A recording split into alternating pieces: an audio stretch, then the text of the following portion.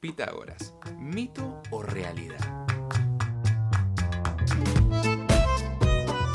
Hola, soy Mike y esto es Desafiando tu mente. Seguramente en algún momento de tu vida habrás escuchado hablar de Pitágoras y en consecuencia del teorema de Pitágoras, porque es muy probable que en la secundaria lo hayas visto. Es ese que hablaba de los triángulos rectángulos, la hipotenusa, los catetos. ¿Te acordás alguna de todas estas cosas? Bueno, hoy vamos a hablar del creador del teorema de Pitágoras, o mejor dicho, el que formuló el teorema de Pitágoras. Bueno, que fue él, Pitágoras mismo. Y para eso nos vamos a remontar en el tiempo. Más precisamente vamos a ir al año 570 a.C. a la isla de Samos, porque ahí es donde nace nuestro queridísimo Pitágoras de Samos, que es también una de las maneras en las que lo podemos encontrar. Este personaje matemático que es tan famoso dentro de la historia de la matemática y dentro de la matemática en sí misma, tiene una biografía bastante particular. Hay una mística en torno a su personaje y en torno a sus prácticas, que de hecho hoy me voy a enfocar en dos de ellas, dos mitos o dos realidades, como para que después ustedes saquen sus conclusiones y dejen en los comentarios a ver qué opinan ustedes y qué creen ustedes respecto a este personaje tan famoso de la matemática. Bueno, entonces vamos al primer mito. Pitágoras fue el primero en descubrir la relación que existe entre los lados de un triángulo rectángulo.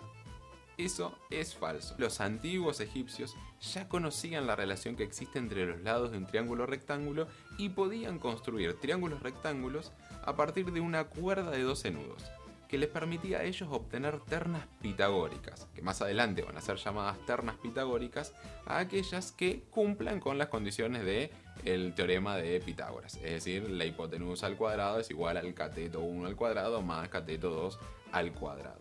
Entonces, ¿qué es lo que se le atribuye a Pitágoras? Porque si tenemos el teorema de Pitágoras, ¿por qué si él no fue el que descubrió, o no fue el primero en descubrir, la relación entre los lados de un triángulo rectángulo? Bueno, a ver, Pitágoras lo que hizo fue demostrar que esa relación, que esa propiedad que se cumplen los triángulos rectángulos, es válida para todos los triángulos que existen. Para cualquiera, el que se te puede... A ver. Vamos a hacer una pausa acá. Ahí dije que Pitágoras demostró que esta propiedad se cumple para cualquier triángulo el que te puedas imaginar. Pero siempre y cuando ese triángulo sea rectángulo. Es decir, cualquier triángulo rectángulo que te puedas imaginar.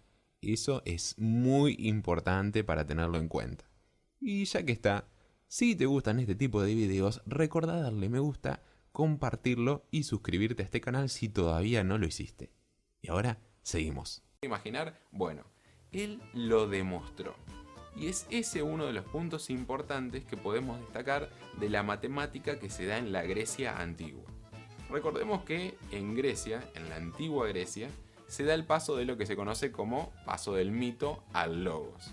Bueno, y en la matemática, ese paso del mito al logos se ve reflejado en un paso de una matemática práctica a una matemática formal.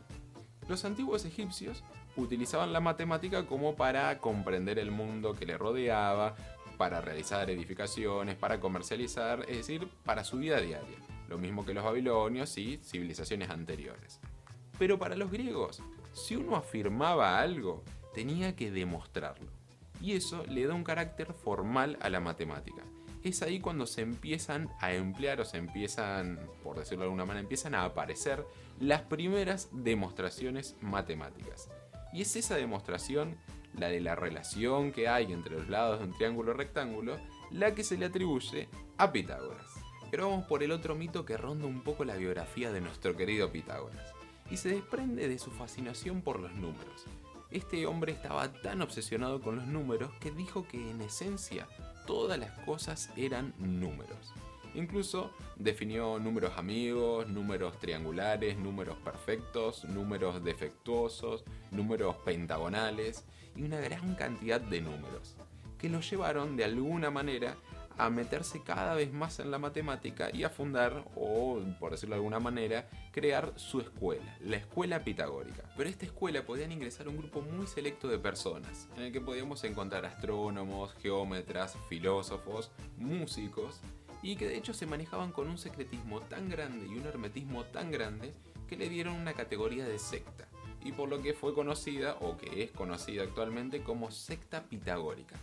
Y esta fue como la frutilla del postre que terminó de armar todo ese misticismo en torno a la figura de Pitágoras. Y uno de los mitos que se dicen, o esas cosas que se andan diciendo por ahí, es que el teorema de Pitágoras no lo denunció él, o no lo descubrió él, o no lo formuló él, sino que lo descubrieron dentro de la secta pitagórica, pero que había como una especie de juramento en el que todos los descubrimientos eran firmados bajo la misma firma de escuela pitagórica o secta pitagórica o Pitágoras o como ustedes quieran llamarlo. Bueno, y entonces, ¿qué sabemos y qué no sabemos de nuestro querido Pitágoras? En definitiva, que fue uno de los genios matemáticos que contribuyó en el paso de esa matemática práctica a esa matemática formal. Una matemática en la que todo lo que se enuncia debe ser demostrado. Esto va a dar origen a los sistemas axiomáticos y obviamente a los teoremas. Y si bien esta no es una de las respuestas que ustedes esperarían, nos ayuda a replantearnos qué conocemos respecto de los personajes históricos que alguna vez hemos escuchado. Y por sobre todo despertar un poco la curiosidad para seguir investigando. De hecho, en la descripción les voy a dejar algunos libros como para que puedan consultar algunos datos o algunas cosas respecto a la historia de la matemática, en el que van a poder encontrar obviamente a nuestro querido Pitágoras y algunos otros como Euclides y otros tantos. Así que bueno, eso fue todo por hoy y nos vemos en el próximo Desafiando tu mente. Hasta luego.